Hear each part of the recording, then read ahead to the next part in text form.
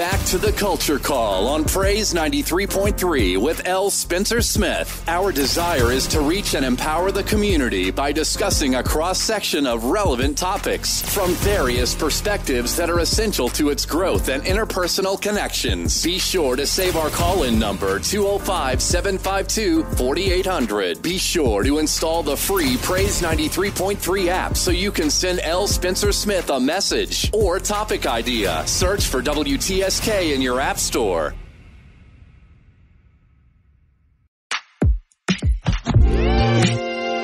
This is the world premiere. To another episode, that's right here with the Culture Call with L. Spencer Smith. Praise 93.3. Yes, you know what it is. It is the place where Tuscaloosa meets the world. Absolutely. And hey, for the next 2 hours from 10 a.m. to 12 p.m., we're going to be right here talking a little bit about everything. That's right, everything from society to sports, education to economics, from religion, to relationships. And of course, every morning we desire to create a safe space. That's right. A safe space to have empowering, provocative, and sometimes controversial conversations. And guess what? You can call in and you can chat it up with me as we learn together right here on the Culture Call. Listen, if you are a first-time listener, I'm telling you, Brother Jay has the morning blazing, and I try hard to take that baton with me. Absolutely. Listen, if this is your first time, welcome to the Culture Call family. Yeah, we are a community, a community show, and we welcome you into our family as we seek to make sure that our community is not late, last, or lost. Listen, and if you are a returning listener, welcome, family. Glad to have you on. Listen, as I say every morning, do me a favor, open up your smart device. That could be your phone, that could be your iPad, or whatever you're looking at. That's right, and it has an app store. Go into the app store and search out Praise 93.3 FM. We have a free 99 app. It doesn't cost you one single solitary thing. That's right. Doesn't cost you one thing. I need you to download that so that you can hear me from wherever you are, all around the world, all around the country, all around the state. Yeah. You can hear me in Topeka, Kansas, New York, Atlanta, Georgia, Tallahassee, Florida, Philadelphia, Pennsylvania, and most importantly, right here in Tuscaloosa, Alabama. Please do that. I want you to listen in from wherever you are. I know that some of you can't call in and be as activated as you probably were now that school's back in and you're probably keeping regular hours. But guess what? I want you to continue to listen to me. Get your earphones, earpods, and download that app, and you can hear us absolutely wherever you are and still participate.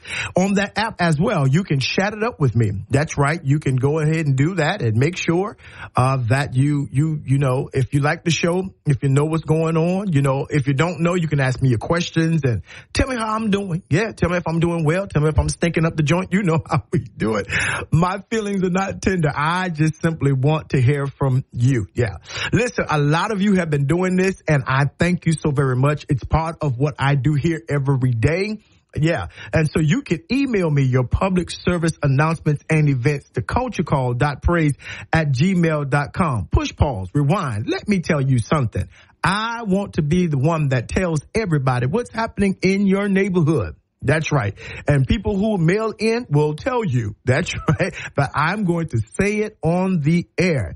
I want to create traffic at your event, whether it's your organization, your church, whether it's your fraternity or your sorority. Maybe you're having a concert or musical. Yeah, anniversary program. Maybe you're having a civic event, a political event. Never you mind. If you send it to this email, culturecall.praise@gmail.com, guess what we'll do? We'll announce it to Lottie, Dottie, and everybody and tell them to show up. That's right. Put some faces in the place and make sure that you have a successful event. Yeah. You know why? Because we do it better. What? When we do it together. Absolutely.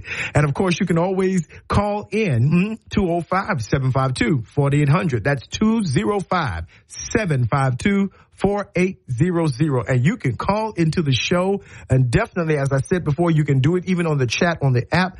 And you can be a part of the conversation. I simply want to hear from you. Listen, so sit back and relax, grab you some coffee. You know how we do it over here. Yeah, Maxwell House of Starbucks. That's right.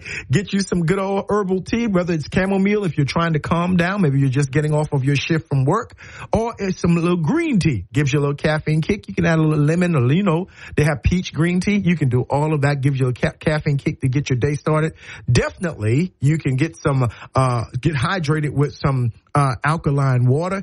Detox that body. That's right. Get down all that stuff out your body and wake those cells up. Absolutely. Get hydrated, and let's get into the culture. Listen, let me say this before I start today's show. Thank you so very much. I am a tremendously blessed man.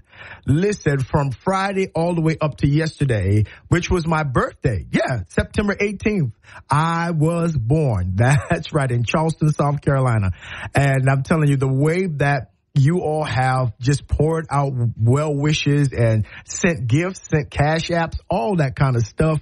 Man, I am amazed. I'm blessed. This past weekend, my wife and I celebrated 27 years at pastoring at the Impact Nation Fellowship Church. Absolutely. 27 years. My God, time is filled with swift transition. And it has definitely been a journey, but we had a wonderful, wonderful time. And I just want to say on the air that I have one of the greatest churches on the face of the planet, because the love and the honor that they poured out on my wife and I and my family was just beyond words. I'm telling you, and it was so very, I don't even know how to explain it. But I'm grateful. I am a grateful pastor, a grateful leader, a grateful husband, a grateful father. Just had a wonderful time for my birthday yesterday. Didn't know how it was going to be, but everything was just so lifted. Goodness gracious. And I know that my dad and my mom smiling down on me like, yes, this is what we want you to do. Be happy. And I'm telling you, it was just a great weekend. So thank you. Thank you so much for all of the shout outs to my Praise 93.3 team. Thank you all so much for acknowledging my birthday on yesterday. Let me say it again. I am a tremendously blessed man that I get to have an extended family all over Tuscaloosa and everywhere that you can hear me. I am blessed. My life is just tremendously grateful to all of the people who I've touched in the years that God has allowed me to have revolutions around the sun. And as long as he keeps breath and body, then I'm going to continue to be a blessing as much as I can to whoever I can, because I think that's what makes life worth living. Don't you think? Absolutely. So once again, from the bottom of a grateful heart, I thank you, Culture Call family, and those of you who are listening. Absolutely. Listen, this morning, I want to start a conversation about mental health. And I want to do that because on several levels, on several reasons. And I'm going to talk a little bit about them today and then even throughout the rest of the week. I think it's very important that we begin to understand that everyone that's smiling, everyone that's, going through life are not all having a good time.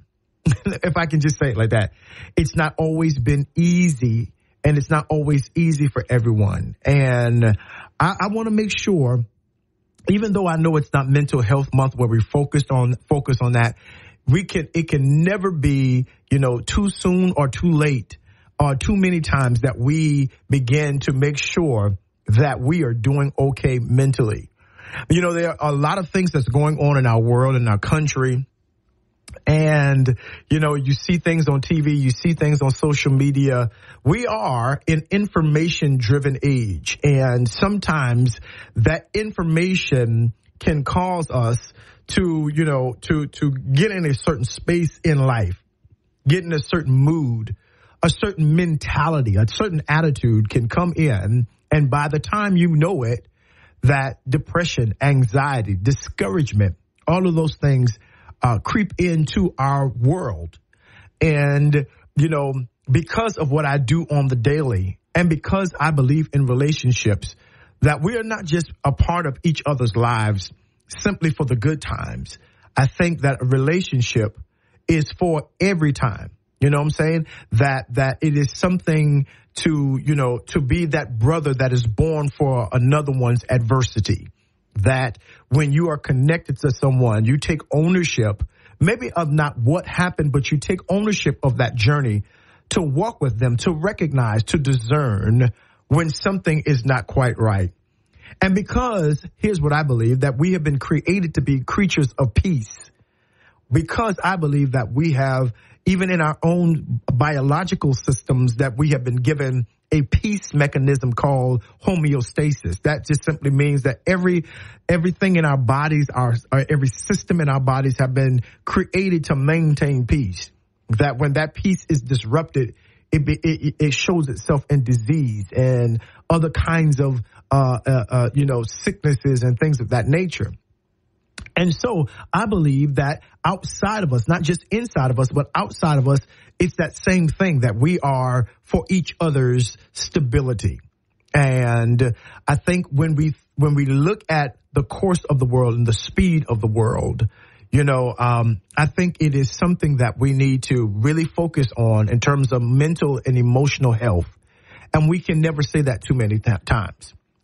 As a pastor, as a preacher, what I do on the daily, we have a tendency, and especially when you're young, you take wisdom, you take sage advice from those who have been doing this. If you're wise, that you wouldn't just start the race running, but you would sit at the feet of those who can help you and who can give you encouraging words, who can give you insight into what's happening and how you should pastor and lead.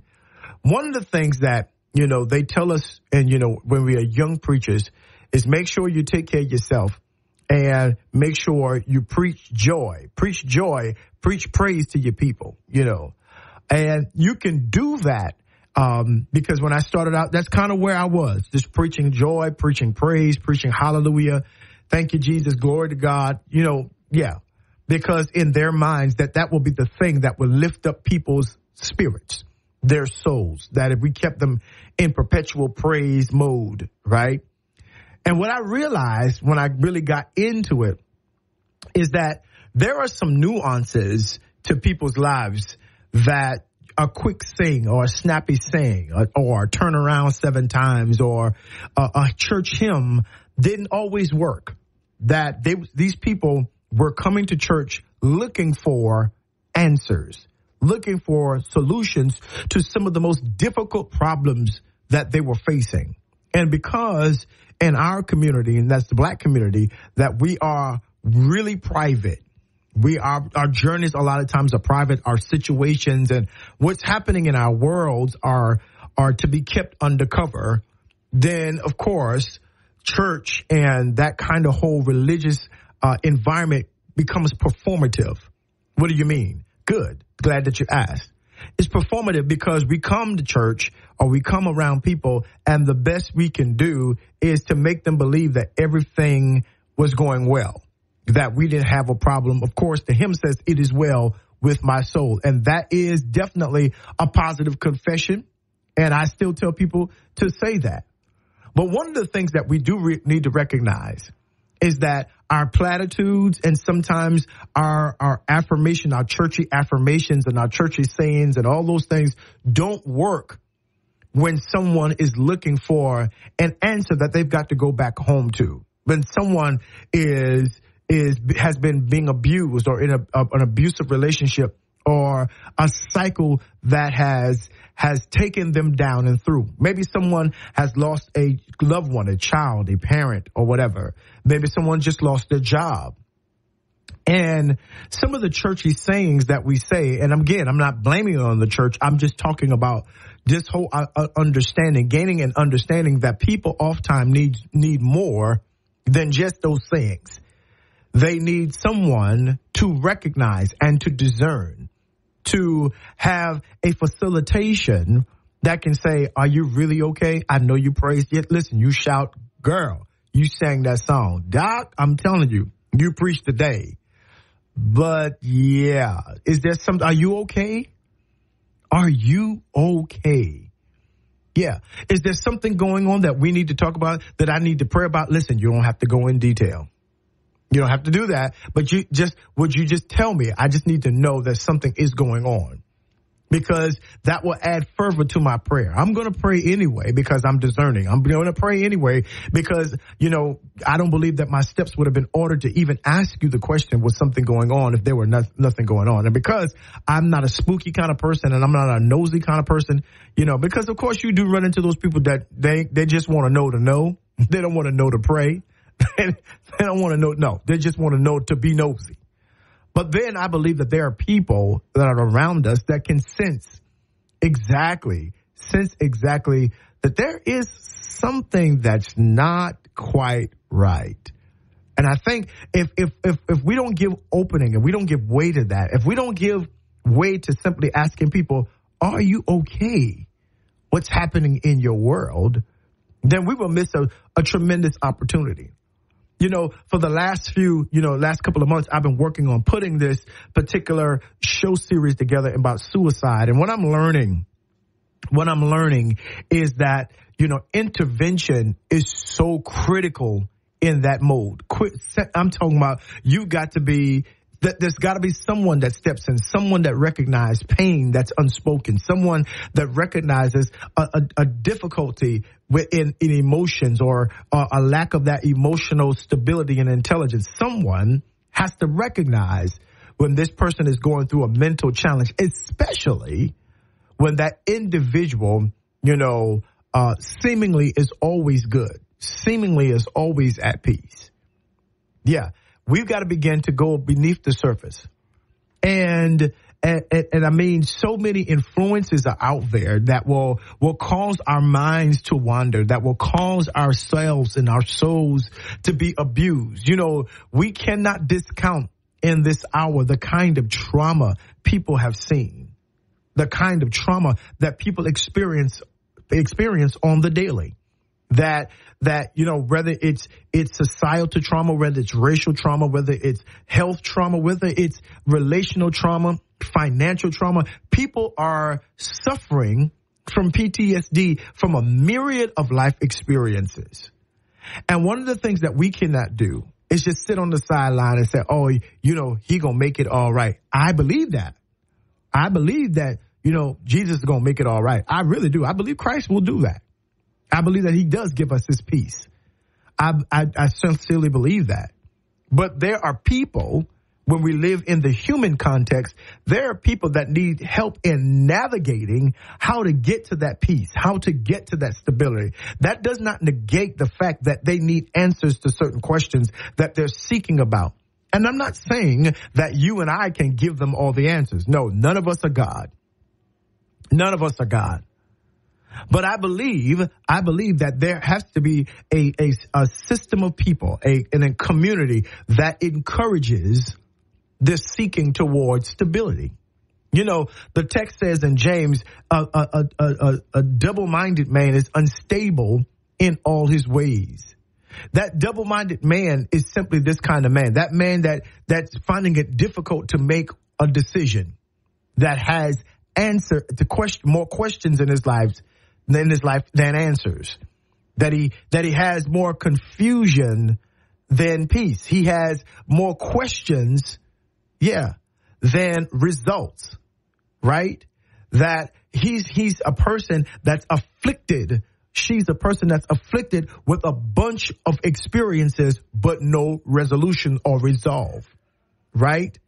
And so again, because we've utilized church, we've utilized religion, we've utilized spirituality incorrectly, right? Even when we preach, I was sitting in class and my professor said, here's the problem with preachers, that we don't preach about the bad that's located in the Bible. We don't preach about the times when these people have been so low and no resolve, that they're seeking resolution. That the characters, David and those who we look at and Moses, and Joshua, we don't look at those people like Paul and Peter when they find themselves in life's challenges. That most of Paul's writings were written on the run, written in prison, while he was fighting for his own life, he was telling other people, rejoice in the Lord always. And again, I say rejoice. But what a Paul's mental state? Who's helping Paul? Paul says, I'm preaching to everybody else. I'm telling everybody else the good news. But in my own self, I got a thorn. I'm dealing with something. I'm wrestling with something that I need grace for. Right?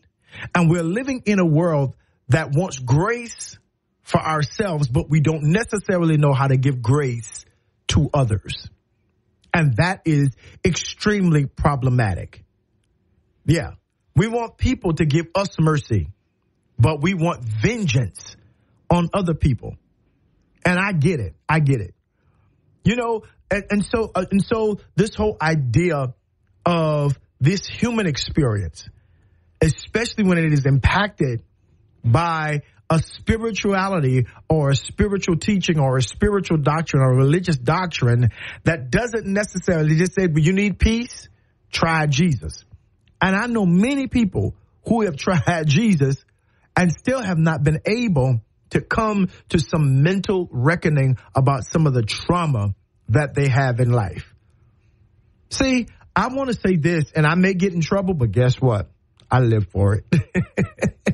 I do.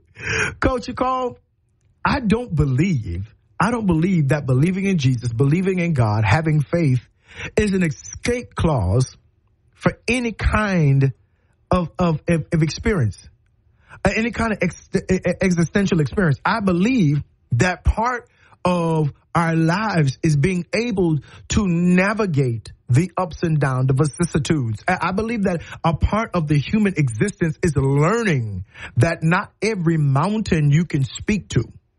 That there are times, I know we can talk about Peter and say, well, you know, he was walking on the water until he looked at the wind, you know. But there are times when we too try things and we look at the wind and we start sinking. There are times when we get in the boat on our seas of life and our seas of employment, our seas of relationships and marriage and our children. We get in this boat and there is a tremendous storm that happens. And here is the reality, that we panic just like they do. We get depressed just like they do. Right? David said in the text, he said, listen, why art thou cast down, O my soul, and why art thou disquieted within me? He said, listen, I'm going through an emotional situation. It's the same psalm that says, when my heart is overwhelmed, lead me to the rock. I don't want to go to the lead me to the rock yet. I just want to say that there are days when our hearts are overwhelmed and we need answers and we don't always get them. That the turnaround ain't always in 7 days or in 7 turns. That sometimes we've got to walk through life dealing with mental challenges and mental health. And if you're listening to me today at your home, on your job, in your cubicle, while you're traveling, I want you to understand that there is nothing wrong with you because sometimes your mind is stretched. There is nothing wrong with you because you're still waiting on the ultimate healing of the wound that may have happened a decade ago, but that thing still plays in your mind. And sometimes you feel like you're going crazy and you start accepting that label on your life. There's a difference between your world being crazy and you being crazy. Sometimes you got to experience that crazy world, but still know how to hold on to your mind. And that's what we're talking about today. It's keeping your mind in an unstable world. Keeping your mind in an unstable world. Grief, mourning, abandonment, feeling like nobody cares. Who you gonna talk to? Scared to trust friendships, scared to trust relationships. All of those have play a tremendous toll on your mental health. And of course, we understand that your mental health can be, challenged by a variety of factors. It can be, an interplay between something genetic, something biological. It's something maybe psychological. Maybe it's the environment that you're in that's causing, some kind of mental challenge. And that's facts. Maybe there is something going on the inside of you from a chemical perspective. Maybe there is something that happened to you that you're not recovered from. And that's a lot. And we need to tell you that it's okay to focus on your mental health, to stabilize that area, because you prosper and be in good health even as your soul, your mind, your heart prospers. That's what it is.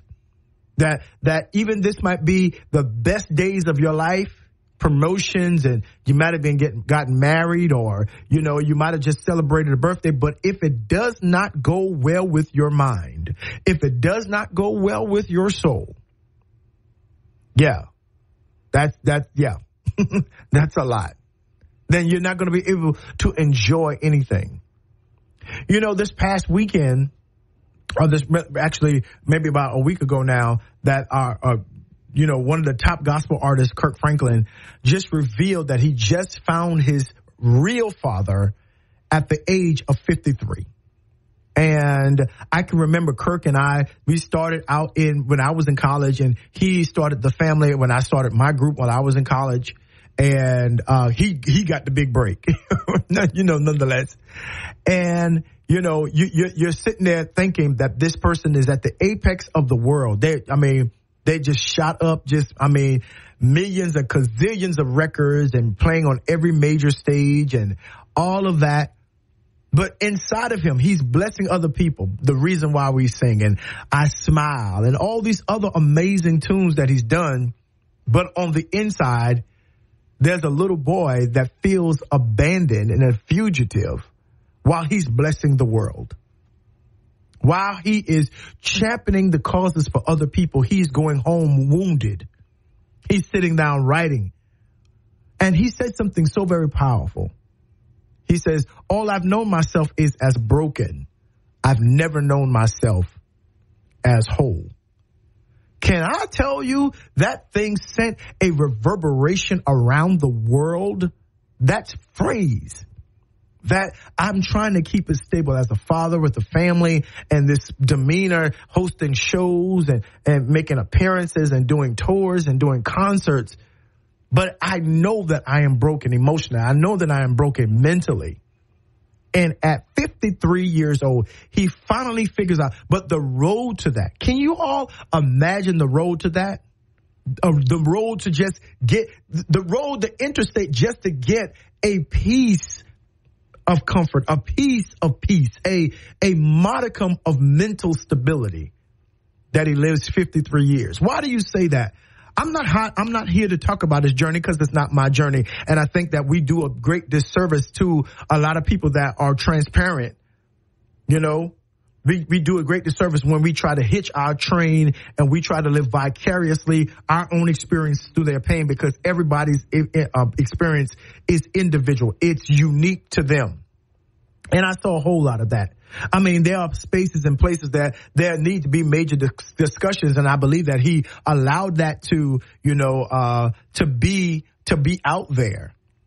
I know that he allowed that his personal business to be out there because to help other people. But the truth of the matter is that's his journey. That may not be yours, and it may not be mine. But what I'm saying is the turmoil of trying to get to a mental stable place, that we can act like we are. We can become hypocrites. That word hypocrite in the Greek simply means to be actors, to play the theater, to play on the stage in life. But that's not really who I am. For us to be there, right? I know many people that do that every day. And the question I want to ask this morning is, are you okay? Are you okay? Yeah, because if you're not, we're going to try to do some help this week. We're going to try to bring on some things to help you definitely maintain your mental health. So I need you to keep it right here. Culture Call. I'm telling you, it's going to be a wonderful day as we discuss mental health. keeping your mind in an unstable world. Go ahead and get you something to drink. I know you might need some. That's absolutely. Get you some caffeine, whatever it is. Keep it right here. Praise 93.3, The Culture Call. Don't miss it. This is the world premiere. And we are back right here on The Culture Call with yours truly, L. Spencer Smith. Praise 93.3 FM. We are having a marvelous morning. That's right, a marvelous morning. We are talking about mental health. That's right, mental health. Keeping your mind in an unstable world. And I know a lot of us need that. We need some encouragement every day. Yes, to keep our minds stable. That's right, keep our minds in an unstable world.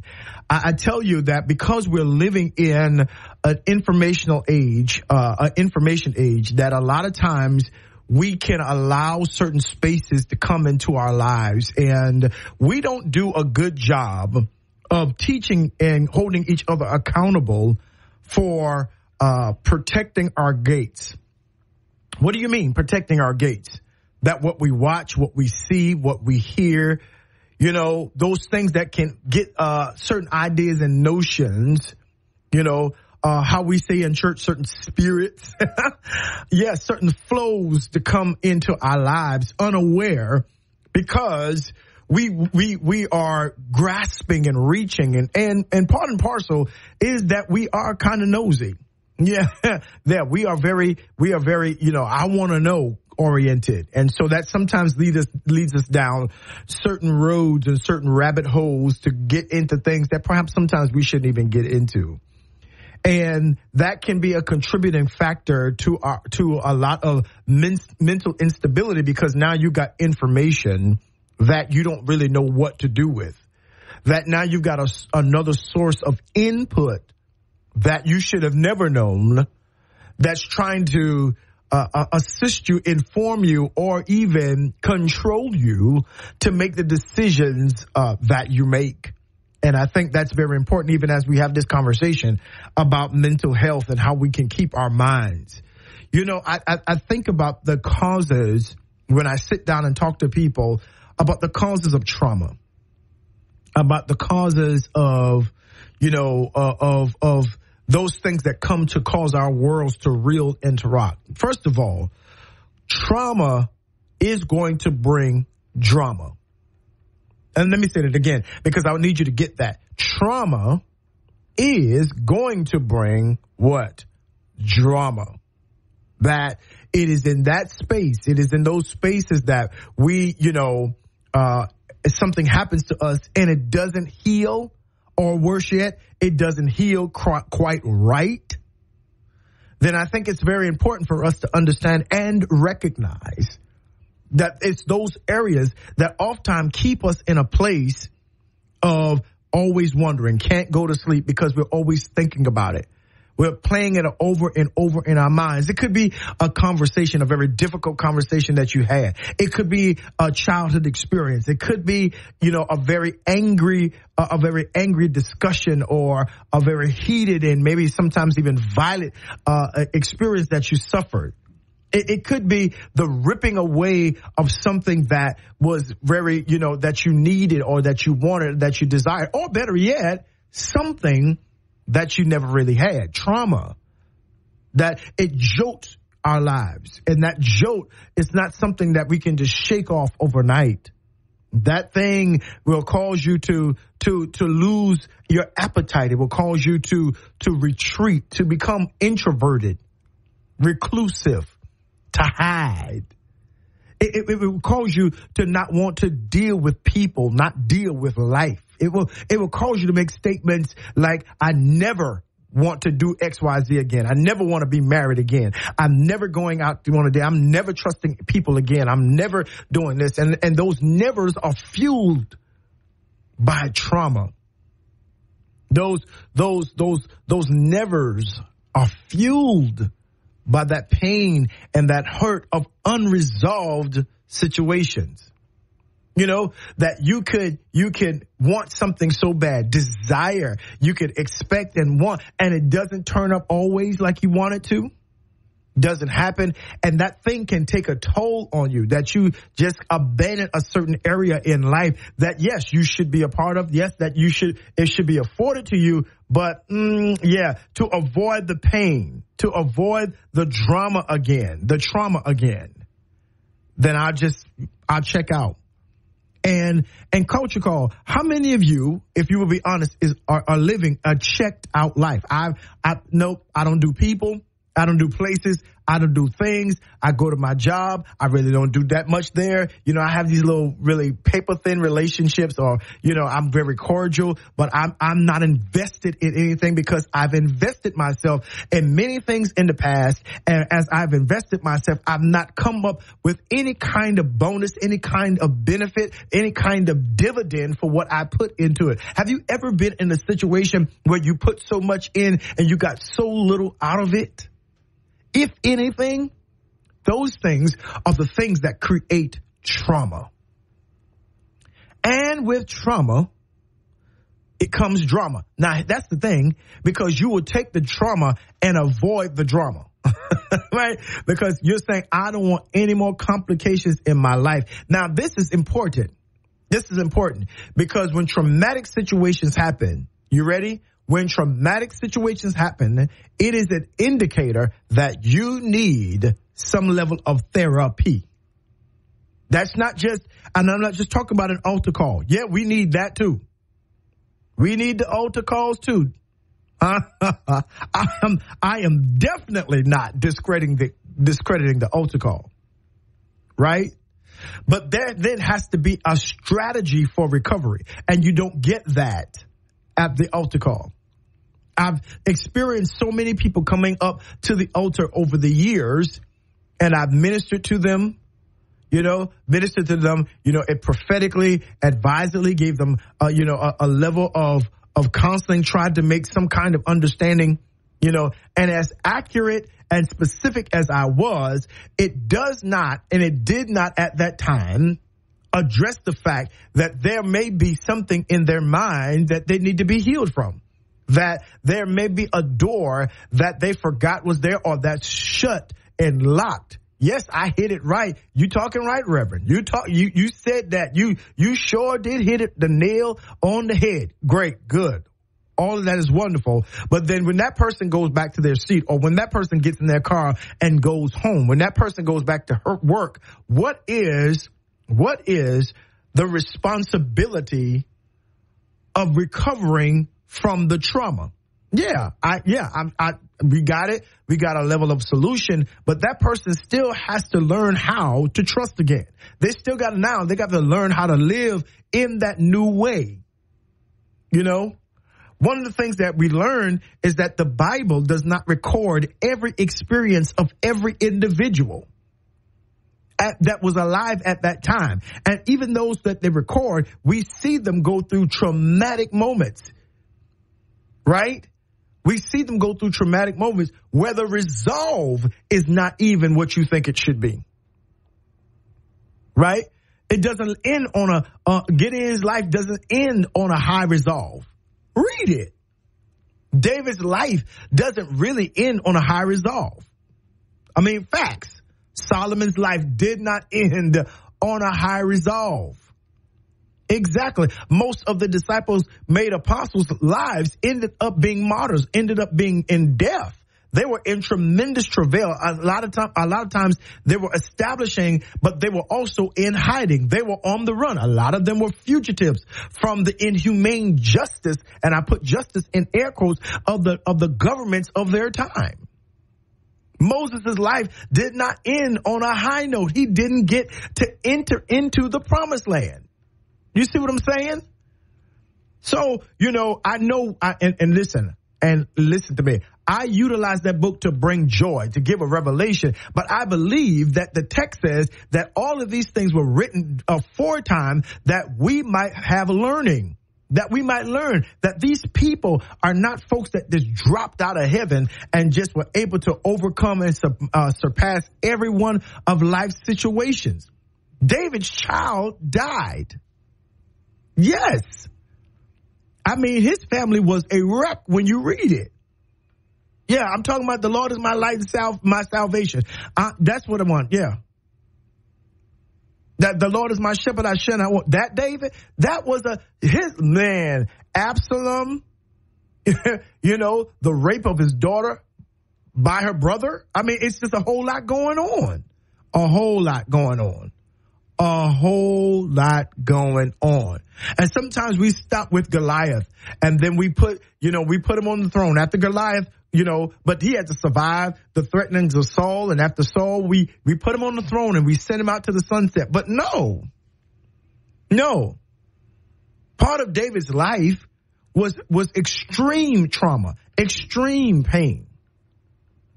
Right? And if we don't paint those characters and we don't give credence to the ups and downs of those characters, you might think that there's something wrong with you when you enter into trauma. And what I want to say to you is not so. No. There will be traumas. There will be afflictions. There will be infractions upon us. There will be days when things that we thought would work just simply won't work. There will be days of betrayal. There will be days when you have to look down at the corpse of your parent or your child, or that you will have to deal with a failed marriage. That's the thing. Sometimes that's just the path of life. And I wish I could say, Culture Call, that there are ways to avoid it, but guess what? There's not.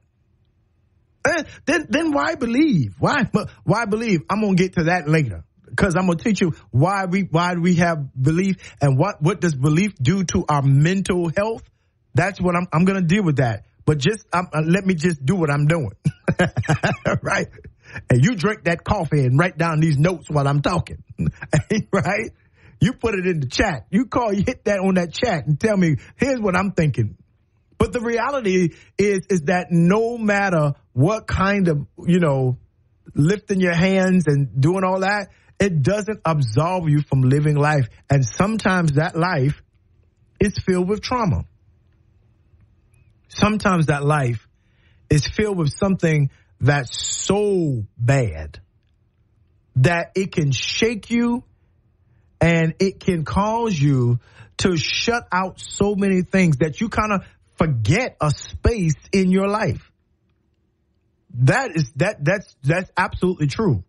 That there are so many there's some things that can happen to you that you just totally block out of your world. And if there is not a way, someone that says, hey, we got to deal with this. You can't stay in that state. You can't keep doing this. You can't keep having your mind in this place. Yeah, absolutely. And if you keep doing that, guess what? If you keep doing that, then you're going to set up a generational trauma because your behavior, your habits, your attitude is going to begin to create cycles of unhealthy responses to life's triggers. And life does have triggers. And so one of the things that we can do to begin to move forward beyond trauma is to acknowledge that it exists. Yeah. That when you go to therapy or you sit before a counselor, that person's going to say, all right, tell me what's going on. Tell me what's happening. And they're going to ask you a plethora of questions. They're going to ask you about any and everything, trying to get to the root of that trauma. So that, yes, a trauma is like a python. It's like a boa constrictor. It's like one of those things that it doesn't, strike you like a regular snake. It's not a viper. Right? They are what they call reticulators. What does that mean? That a python and a boa constrictor, they kill by wrapping their bodies around you and tightening, and tightening that you can't get out of its grip. And they use those muscles. They're not worried about biting you. They don't have any kind of poison to do. No. What they do is they crush you under the pressure of their grip.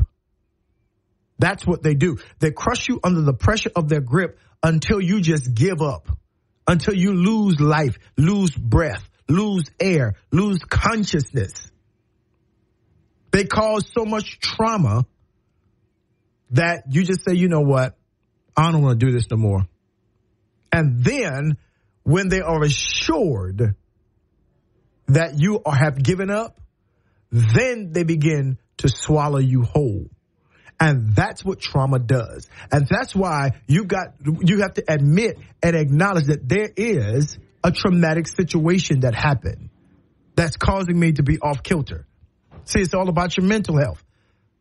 That's why I say that there is nothing wrong with Christ and a couch. Right. You can find victory in the praise, and you can find victory meeting a counselor and an advisor. You can find it all. Who says you just got to use one thing? That's somebody who doesn't understand what it means about rescuing your mind. It's not just your spirit, but that's not what the text don't even focus on the spirit just by itself. Yes, we have a renewed spirit, but a new spirit. But here's what Paul says in Romans 12. He says, you are changed, transformed by the renewing, being born again in your mind. In your mind. That's what that is. That this thing won't take place if you don't get a renewed mind. Let me say it again. This change and that python of trauma will keep holding you. Yeah. Until you get to the place of understanding your mind. And that word mind is the word nous. Nous. It means your perception, your faculty, your discernment, your understanding, your feelings, your ability to judge. Right. Your intellectual thing. That's right. Causing you to make decisions. You are changed by the renewing of the way you think about a thing. Thinking about it, not avoiding it. You can't change by avoiding it. That means that you've got to understand that your mental health, hallelujah, you can do all that. Praise the Lord. Hallelujah. Amen. You can pray. You can sing every hymn in the red book. And listen to every gospel song. But until you are willing to confront the pathology and the trauma that has happened in your mind, until you change that, guess what? You're just going to be slow song singing. That's it. And so, yes, you, my friend, you, sir, you, ma'am, my brother, my sister, we have to do the work of confronting trauma. That's right, because our mental health, dare I even say our entire health, depends on it. That trauma only lasts as long as we don't confront it. What really happened? And tell yourself the truth. Own that. Absolutely. Own your part in the trauma. And you're going to see changes happen. Yeah? Absolutely. Listen, beloved, this is the Culture Code with yours truly, L. Spencer Smith, right here on Praise 93.3. It's a beautiful day. Got a whole lot more to come. Yeah, keep it right here. Don't miss it. This is the world premiere. And we are back. That's right. It's the top of the hour, 11 a.m. and some change. Absolutely. Right here on the Culture Call with yours truly, L. Spencer Smith on Praise 93.3. I am telling you, it's going to be, and it already is, an amazing day. Listen, I don't want you to forget our Praise 30,000 workday payday. I need you to keep it right here on the top of the hour. They're going to be giving a code. That's right. That's your code that could mean that you're going to get paid. So make sure that you pay attention to our workday payday. Please make sure that I'm telling you, I don't want you to miss that. Absolutely. Listen, so much going on in our community. You know, we like to start off the top of the hour, just kind of reminding you of what's happening in our community. And yeah, I don't want you to miss it so that we won't be late, last, or lost. Listen, though, thank you to all of you who came out and to the Walking with the Warriors this past weekend for the Sickle Cell Foundation of West Alabama. We had a blast. We had a time, a wonderful time supporting the foundation, learned information, got some exercise in that most of us really needed. Really needed. Absolutely. And I'm telling you, it was just a tremendous time. So listen, shout out to all of you all. Maybe you couldn't make it, but you can still give. Go ahead and search out the Sickle Cell Association of West Alabama.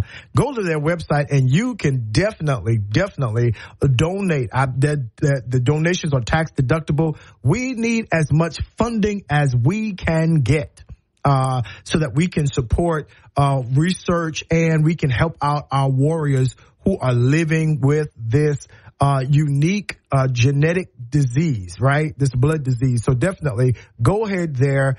And I'm telling you, it's going to be, my goodness, a wonderful a time, an event that we had. Not going to be what it was, but I want you to go ahead and give so that we can increase the funding for all of those things, right? Good deal. Listen, the Entrepreneurial Training Institute.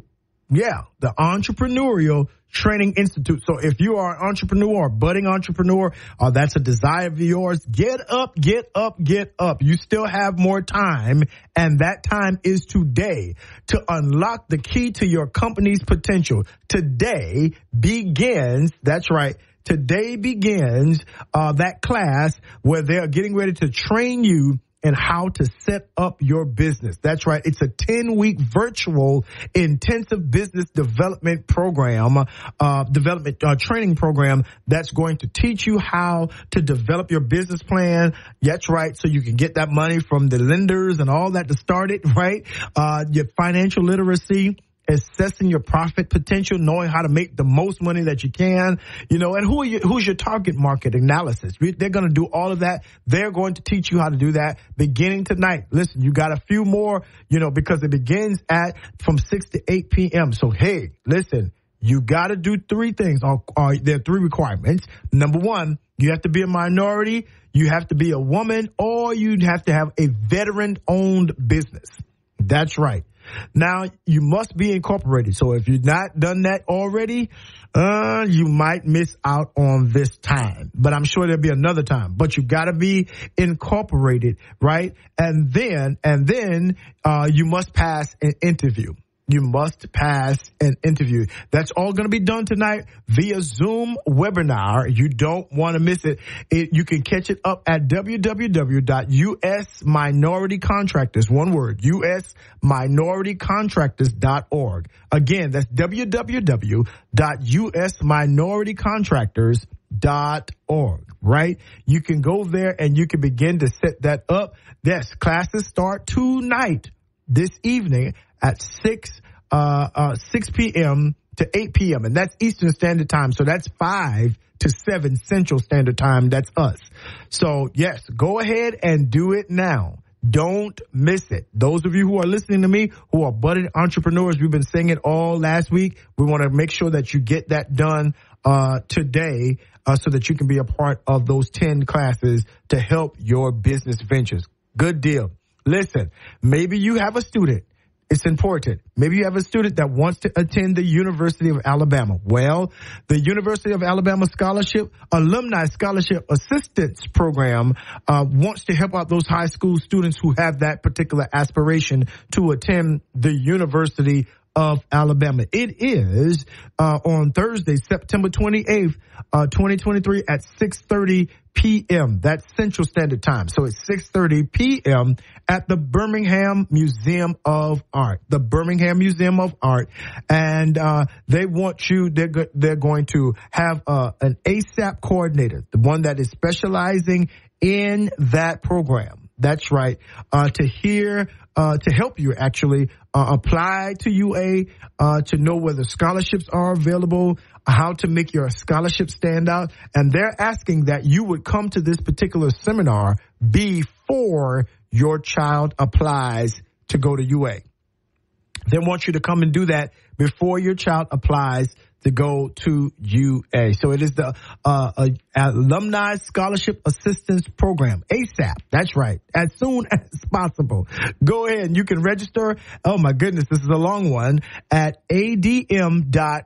ua.edu/register/ASAP-Jefferson. Listen, I'm going to do something really good. I've already put it on the Culture Call page last week. I'm going to do it again. You have until the 28th of September, and you don't want to miss out on that.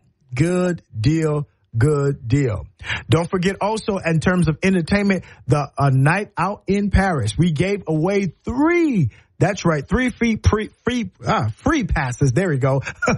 3 free passes on Friday. My brother Rodney High was here from High Expectations, sponsoring the show. It's going to be an amazing time there at the Bryant Conference Center on September 30th. Red carpet begins at 6. Show begins at promptly 7 p.m. The general admission is $35. VIP is $50. So go ahead and go to Eventbrite. That's right, Eventbrite, and just type in a night out in Paris. Matter of fact, you can search out events happening in Tuscaloosa. There's not a dedicated High Expectation website yet. They're working on that, so you can go directly to Eventbrite to get your tickets. And maybe you're like one lady that called up here, hey, I go to Rodney's church, tell them bring my ticket to me at choir rehearsal tonight. So, we can talk like that. We family, we community. Listen, you need to be a part of it. It's going to be a wonderful night. I'm super excited because it's going to be the first time that I perform my new single. That's coming up in October. That's right. Great Things. Yes, it's going to be in October. So I'm going to be performing there, and a host of other things that's going to happen. You do not want to miss a night out in Paris. That's right. That fashion show. You don't want to miss that. So go ahead, mark your calendars for that. Also, in October. Yeah, now you got a lot of time for this. Even though you know how months have been passing by. It was just January, right? Yeah. And so Boost Your Brand Pop-Up Shop. That's right. Sponsored by Black Graphics. That's right. We'll be having a Boost Your Brand Pop-Up Shop at 2101 Bowers Park Drive in Tuscaloosa, Alabama. CC Cooper is the hostess, right? And so they've got a plethora of small businesses and new businesses that they want to expose you to. Why don't you add your business to that as well by contacting 205-722-3770. Again, that's 205-722, 3770. You do not want to miss that. It's going to be a wonderful time. So make sure that you handle your business. Handle your business, Tuscaloosa and surrounding areas, and be a part. Listen, again, if you send me your announcements, you can send them at culturecall.praise@gmail.com. That's culturecall.praise@gmail.com. Listen, by way of community announcement, I want to announce that I'm holding, a leadership conference, right? In the organization I'm holding, that's right, called Unity Impact Network. I'm holding convening at the Impact Nation. We are holding a leadership gathering called the Day of Revolutionary Thinkers.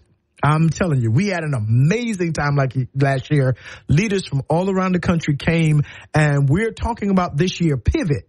That's right. That sometimes you just got to change. Sometimes you got to know when to turn.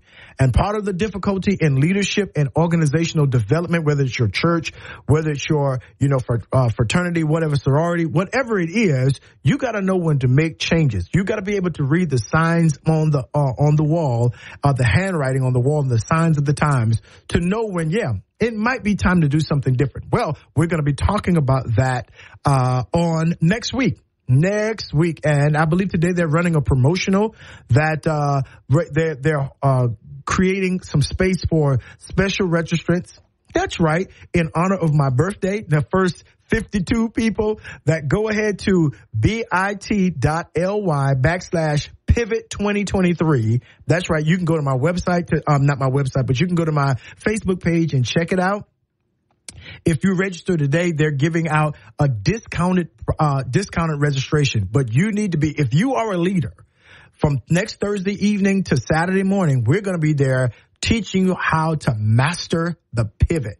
That's right. teaching you how to master the pivot.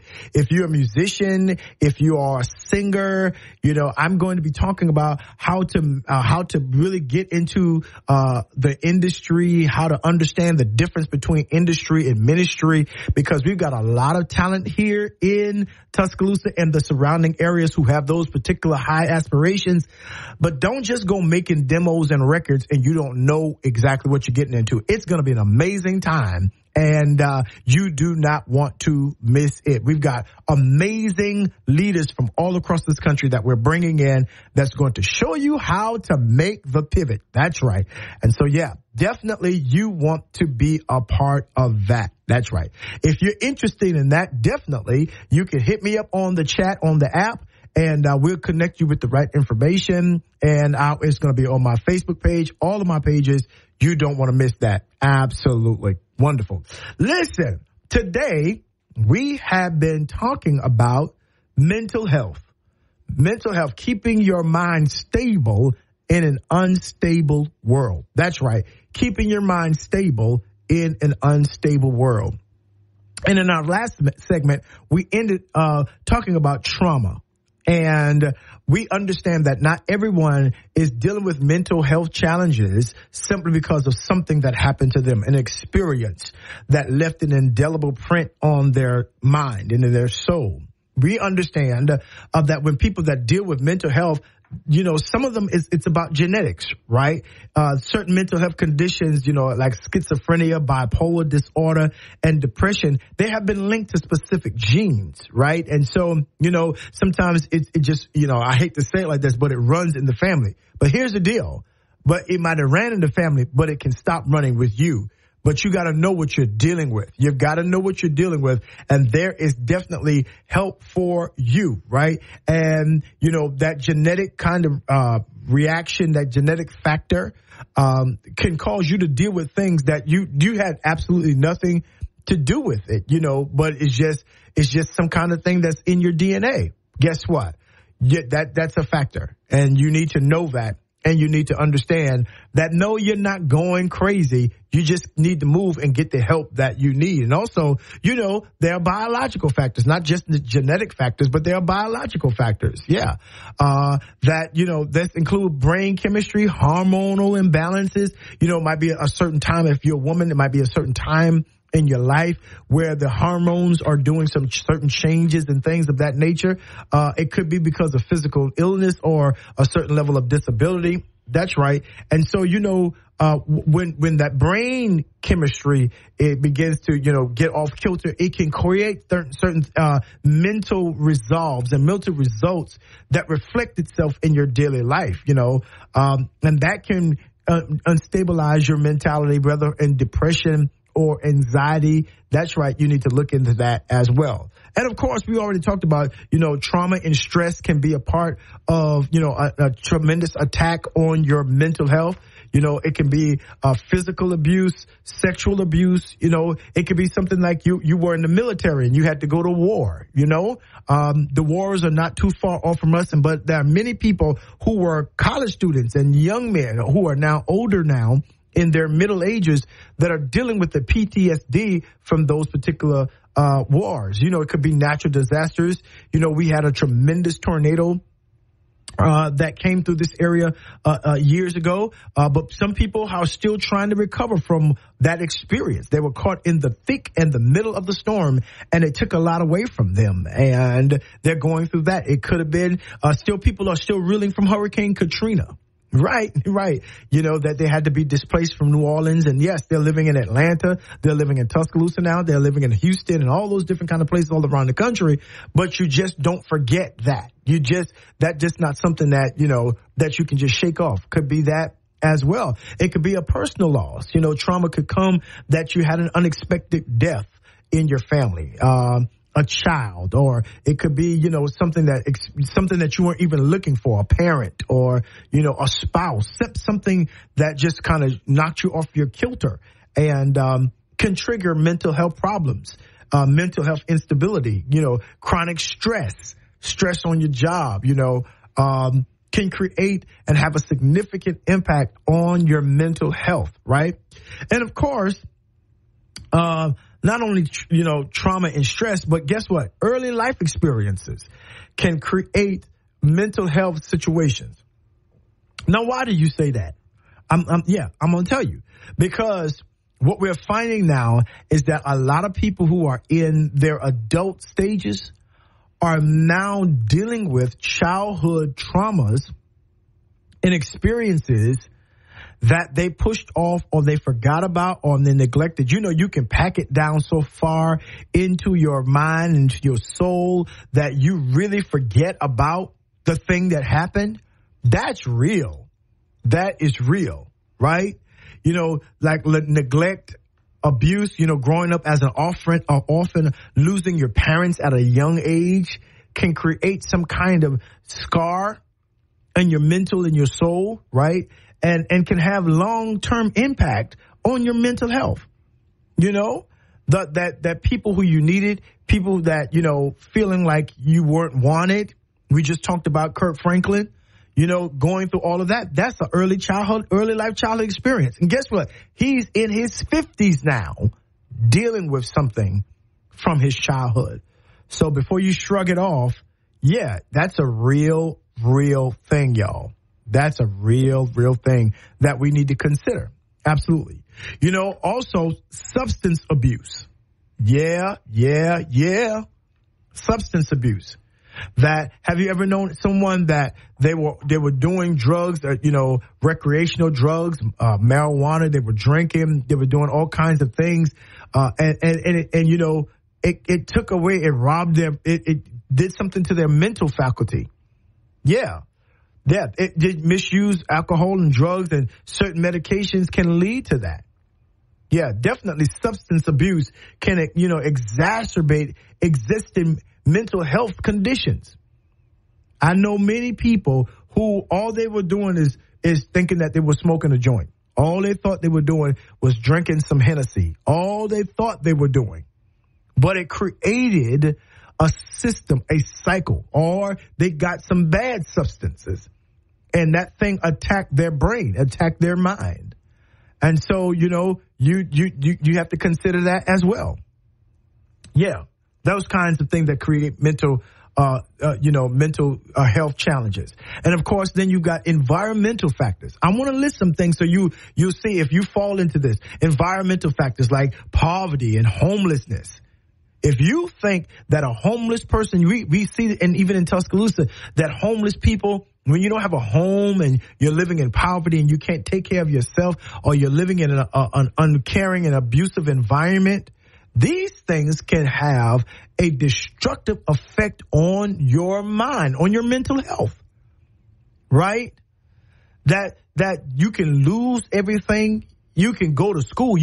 There are doctors that are living on the street. And we see it all over the country in various cities and in rural areas, that people who are homeless, people who are just simply walking the street, people who just, have just trying to make their way through life. They've had to disconnect so much from reality in order to live the reality and survive. And that has taken a tremendous mental toll on them. Absolutely. Them living in an environment of gang warfare, of murder, all of those things. All of those things. I know, just because it hasn't happened to you and I, just because it hasn't happened to you and I, doesn't mean that somebody's not suffering from it, right? And then you've got social isolation and loneliness. That's why I promote relationships. I'm always, I hate to say it like this, but I'm always side-eyeing people who don't do people. And can I say it like that? Well, I've said it, so then there's that. But I always kind of, wait a minute, you don't do people? They have an issue with relationships. They are reclusive. They don't like, social isolation and loneliness, that lack of social interaction and support can lead to those feelings of loneliness and increased depression and anxiety, because if something happened to you, who you gonna call? You don't know nobody. You don't want to know anybody. You pushed people away. And that is a sign and a signature of a mental health challenge. It could be a sign of, trauma, as we've already talked about. Something has happened. We were meant to do people. There's never a child that comes into the world that doesn't want to cling, that doesn't want to. So we've been wired divinely, biologically, chemically, anthropologically, to need, to want relationships. That's right. Now, I'm not saying that you got to have 50 friends. That's not what I'm trying to say. But you ain't got nobody? No. That you can lose people, significant people early in your life, and it puts you in a position that I don't want to connect with anybody because losing people hurts too bad. I know I have been there before. That's a very real thing, right? But you can't just walk away from it and think that's normal and think that's the best way to live your life. No, that's a mental health situation. That's a mental health situation. And depression does not always look like people sad no. People can be functionally depressive. They can be functional depressed people. That means they can go to work, they can sing in the choir, they can preach, they can do all these other things, and you would think that they're normal. But in reality, they are having a hard time. Yeah, absolutely. Also, mental health conditions can be created by chronic medical conditions. You know, people who have chronic medical conditions like diabetes, health disease, or cancer, it can create mental health challenges, right?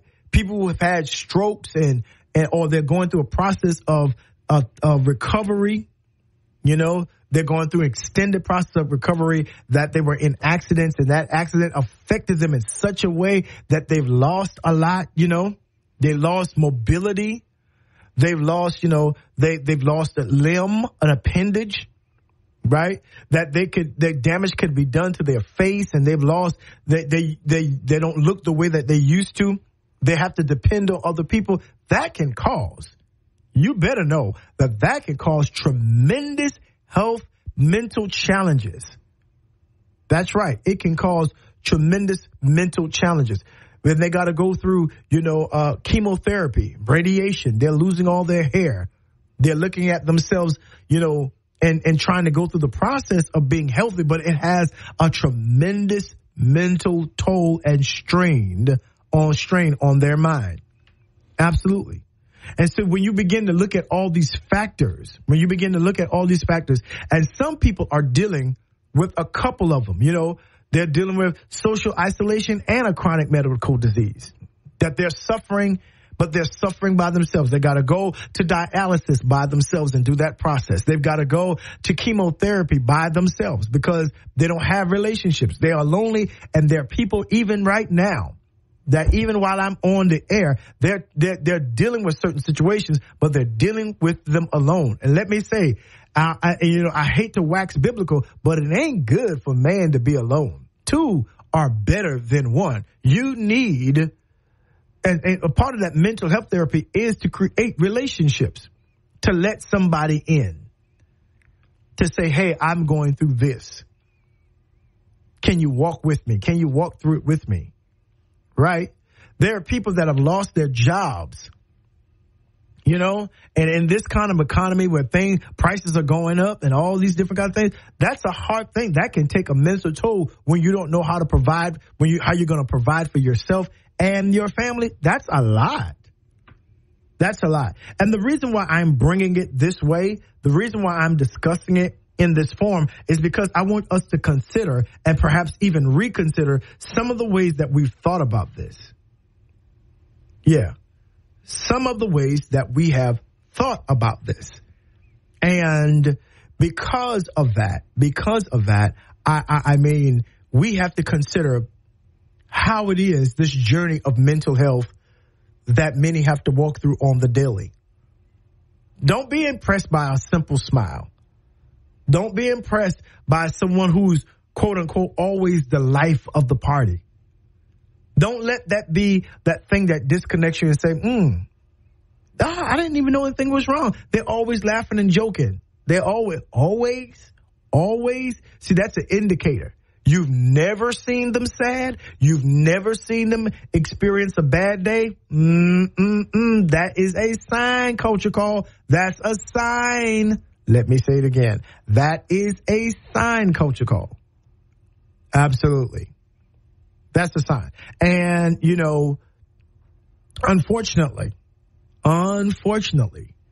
that they suffer in silence. A lot of times they go home and have no one. They don't even know how to be vulnerable. And so they're suffering from all of these mental health conniptions. They're doing it, but they put up a facade. They put up a mask. We wear the mask. That's a powerful poem.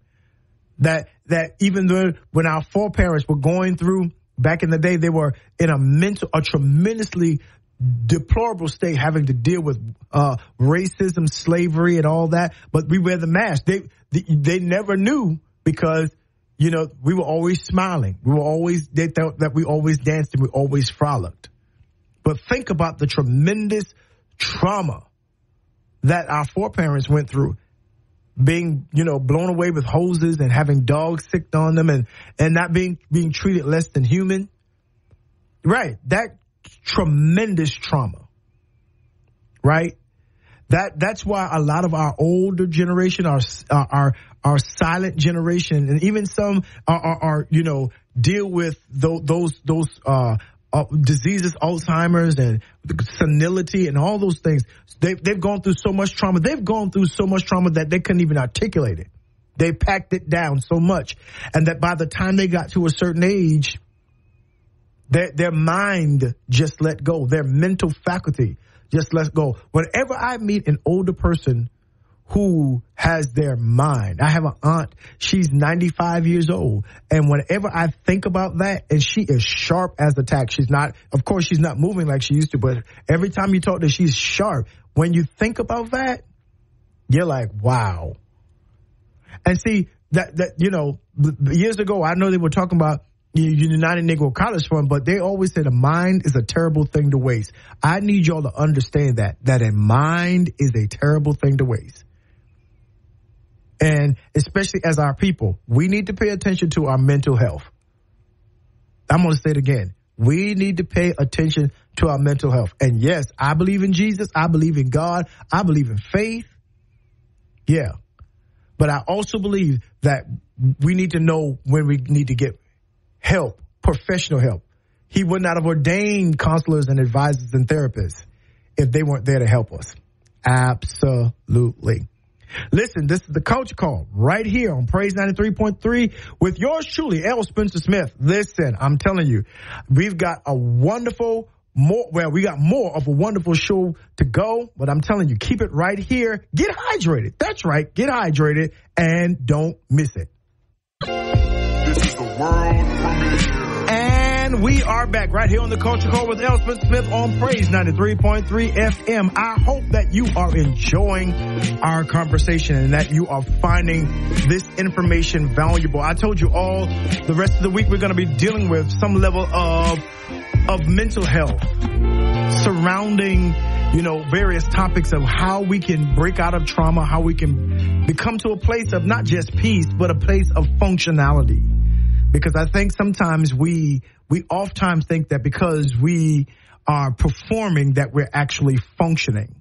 And that is totally different. You know, that is a phenomenon all by itself. That because we see people, let me see if I can put it like this. There's a song by Smokey Robinson that says, you know, hey, the tracks of my tears, that you think I'm the life of the party because I make a joke or two, you know, but you really don't understand the kind of pain that that's going on the inside of me. And so, yeah, I'm making you laugh at one place. I'm causing you to have all of this, you know, oh my goodness, he's amazing. Oh my goodness, she does this. But the reality of it is simply, take a good look at my face and you'll see the smile that's just out of place. And if you look closer, that's the part, y'all. If you look closer, it's easy to trace the track of my tears. And I think that's very important because maybe we're not looking close enough. We're not looking close enough at what's going on with each other. And so I wanted to provide, at least start, and then somewhat provide some help and some aids in how we can begin to build our mental and emotional state stability again. You know, as people come into the fall and the winter months, the holiday months, Thanksgiving, Christmas, all those things. Everybody's not happy during Thanksgiving, and everybody is not happy during Christmas. Those can be some of the most depressive, dysfunctional seasons. And while you're singing joy to the world, or we give thanks, there are people that literally are sitting in their homes and just, you know, trying to hold on for bare life. They're trying to, they've lost so much. They've lost so many people. They've lost key people.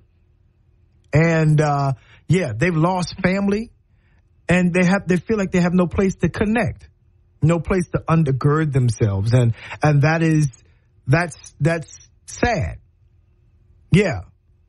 But, and there are a lot of people who are performative. They do have family. They do have friends. They do function in a level of, you know, you're like, oh, they're fine. But they're really not. They're really not. And that is sad. That is very sad. But we've got to move beyond the place of it just being sad from an emotional point of view. And we've got to begin to see if we can find some solutions to help them stabilize, to help them understand that, guess what? Yeah, you've got somebody, you've got a friend. Winter, spring, summer, fall. I know that sounds cliche, Culture Call, but that's a fact. That there are people that need somebody in their corner. And some of you are listening to me, and you are those people that need someone to throw you out a lifeline, to throw you out, a life preserver, to just, you'll be surprised how taking somebody just to go and call them and say, hey, let's go to McDonald's. Something, let's go walk around the mall. Let's take a trip together. You'd be surprised at how uplifting that experience will be to people. Absolutely.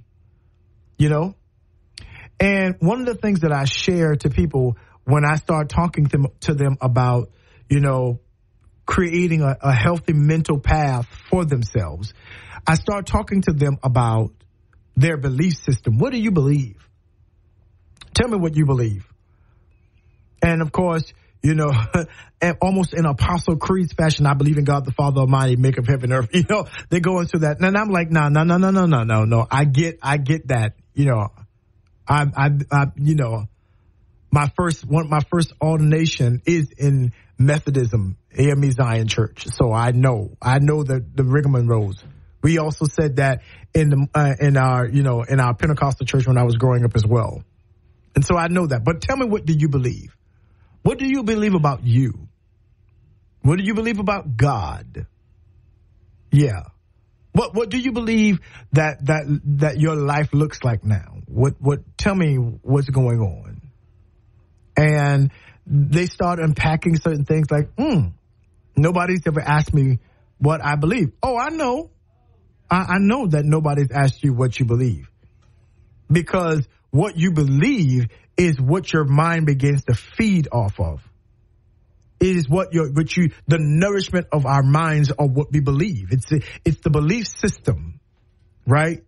That when you ask people, do you believe, what do you believe? And then you begin to dig into that, you will certainly find out that they don't know what they believe in. That their quote unquote belief is an amalgamation of, passed on knowledge, passed on wisdom, old wives' tales, fables, some things that are not even true. When you deal with people and what they believe, what do you believe? I think it's important because when we believe, our believing will inform our belonging. That when I know what I believe, then I can begin to take that and build a life of relationship. That is very difficult to have a relationship with someone when you don't believe what they believe. When your belief systems are polar opposites from one another, right? And so belief is that whole inward environment that sets up the premises for our our actions, our responses, our possibilities, our limitations. It sets up for how we have engaged or employed to see life. To see life. What's your belief about life? What's your belief about death? What's your belief about relationships? What's your belief about being single? Yeah. What's your belief about being married? What's your belief about working and dreaming and visioning and aspiring? What's your belief? Because that's how we're gonna begin to recover this whole mental aspect. What do you believe about your mind? What do you believe about your situation? And if no one ever comes to provide therapy to our belief system, see, there are people right now that are living in anxiety because they believe that, they've not been to sleep in a while because they believe that if they go to sleep, they're going to die. That's your belief? That's what they believe, literally. And you can sit up and say, well, that don't make no sense. Yes, it makes absolute sense. It makes absolute sense. There are people that believe that when they're sick, they shouldn't go to the hospital. You know why? Because everybody that went to the hospital in their mind did not come out. They died. So no, I'll sit here and be home with this sickness. I'm not going to any kind of hospital. I don't want any kind of medical treatment because of a belief system. So I know, yeah, I don't believe in marriage because every marriage that I saw, not every marriage that I experienced, every marriage that I saw failed, ended up in divorce. Something happened, creating trauma. I don't want that for my life. So I don't believe in marriage. You see? So there are people that have belief issues that's affecting their mind, their mentality concerning certain things. Right? So our belief takes on the shape of our thoughts, and our thoughts take on the shape of our belief. They are interwoven. They are connected. They are connected. They are connected. This is why one of the ways that when you begin to really deal with emotional healing and emotional health and emotional stability is you got to begin to monitor, I'm back at the beginning, your gates. Who are you listening to? What are you listening to? Yeah, you got to begin to think about that. Cut off the news. Cut off Fox News, cut off MSNBC, cut off whatever news you like, cut it off sometimes. Give your mind a break. Put on your favorite music. Muse, to think, to ponder. Music has a way, the right music has a way to heal the mind. It can heal the mind, it heals the body, heals the soul. Right? See, you got to know that. Because when you begin to look at these news shows, they are no longer news reporters. They're news commentators. They're telling you their perspective on the news. They're not really telling you what the news really is, especially now when news now is about ratings. News now is about making popular people and getting people millions of dollars of contracts because they can begin to twist your mind to believe in a way that the people in the company that own that particular news want you to think, want you to fear. Want you to always be alert. Don't want you to trust anybody but the way that they think. So sometimes, most times, you have to turn off the news, especially around election season. All of them lying. And let's just go to it. Listen, around this season, you got to say, no, even social media. Even social media, they're not letting you see their real lives. They're letting you see the life that they have made popular, that they want you to think that you can have. They don't even have the life that they're painting. Our young people are watching it. Our teenagers, our young folks are watching it, and they're becoming depressed. They're becoming anxious. They're willing to do anything, trying to become popular, trying to become famous, because somebody has told them that what is most important is the almighty dollar. They're trapped in an OJ sequel of money, right? They're trapped in that sequence and that cycle. Their minds are always on the grind. I'm always grinding. I'll sleep when I'm dead. Don't worry about it. You'll be dead soon enough if you don't get some rest. That's because they don't have stable mental health. You got to know when to shut that stuff off. You got to know when to turn it off. You've got to know when to turn it off. Because it is having a tremendous effect on your what? Mind. Right? Our actions, our responses. You know? You have to come to a place of settling yourself and thinking. You know? Thinking, what do I really believe? I believe I'm going to make it. I believe that I'm going to persevere. I believe that, guess what? I am going to be, I'm going to move forward. I believe that this thing will not crush me. I believe that I'm going to survive. I believe I need to rest. I believe that I need to apologize. I believe that was their marriage. It will not be mine. I believe that I'm going to make it. It's been a little bit difficult, but I believe that that I've not been brought this far for the Lord to leave me. See, I think all of that is important. Because belief begins to cause you to create words, create a vocabulary of how you talk within yourself, how you talk to yourself, what you say to yourself and about your surroundings. I believe that is what's important. You know? That father in the text saw his son go through so much that he brought his son to the disciples. The disciples couldn't do anything. Jesus was coming and he says, hey, I brought your son to your disciples, but they couldn't do anything and all of that. And Jesus says, listen, how long has your son been this way? And he starts talking about from a youth, he does this. He started talking about all the trauma that he has seen. See, because it wasn't just traumatic for his son. It was traumatic as a father looking at this boy and couldn't help him. And then Jesus says, do you believe? Tell me what you believe. Do you believe? And this man says something that I think we have missed. Lord, I believe. But help my unbelief. I've seen too much. I've gone through too much. I've seen my boy be tossed. I've seen him try to kill himself. I've seen him do all of that, and I can't help him.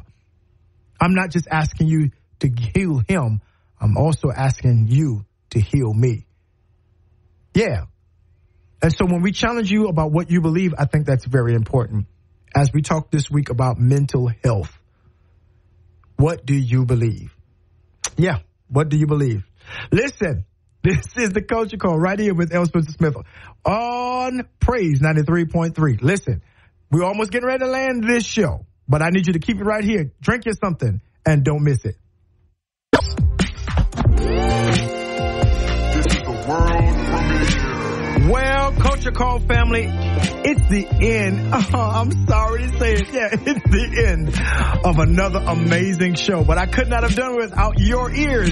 Yeah, I couldn't have done it without your prayers. And so I am gratefully thankful that every day you tune in to the Culture Call. I don't want you to ever think that I ever take my listening audience for granted. Yeah, that's right. That in this morning hour from Brother Jay on to me, that's right. We hope that we definitely bless your heart and your soul to be able to make it throughout the day. Listen, this conversation to me is powerful. It's something that is really central to me, something that I always keep at the forefront of my heart and my life. You know, years ago when my sister passed away, we were like best friends, and I know you've heard me say it before. That was so tremendously traumatic. I lost her. I know I've experienced my mom and my dad and my grandma, my grandfather. I get all that, but losing my sister at such a very young age did something to me and to my mind. It was so traumatic to me, that I really needed mental help. It really pulled me in a place to where I had to acknowledge that I wasn't Superman. I wasn't invincible. And I was good in preaching, and I was good in pastoring, and I was ministering to other people. I was doing all these other things, helping people with their mental issues. And, you know, that was just my wheelhouse at the time. But then when that happened, that event, one event can change your mental life forever. Yeah. that I'm the man of faith and power. I'm the man who knows what he believes. At least I thought I did at that time. And that thing sent me reeling and rocking in my life. And yeah. And that was the day that I recognized that journey. And it took me about half a year, from her death. It took me about 6 months to really get my mind back regulated and situated. I never took mental health for granted. I'm a preacher. I'm a spirit-filled preacher, born, raised, bred. Yeah, gonna die that way. But that taught me that there's another way, another thing that I need to add, and that is to make sure that I learn how to deal with and address the nuances of mental health. And it takes absolutely nothing away from me to be a preacher and to say, hey, I need mental help. I needed some help to get my life back on target because of that trauma. And if that's you today, there is help for you. I want you to reach out. I want you to reach out to professionals. I want you, maybe you have counselors in your church or in your ministry or whatever. I need you to reach out so that we can get this on the road to make sure that we have better mental health in our community. Listen, as my grandmama and my mama would say at the end of every phone call, I love you a bushel. I love you a peck. And I love you a hug around the neck. Listen, this has been a wonderful Culture Call right here with yours truly, L. Spencer Smith, right here on Praise 93.3. Keep it right here for the best in gospel music. That's right. Let us lift up your day. Stay with us. I will catch you tomorrow. That's right. 10 a.m. to 12 p.m. It's going to be amazing. Until then, God bless you. I love you. Have an amazing day. Peace.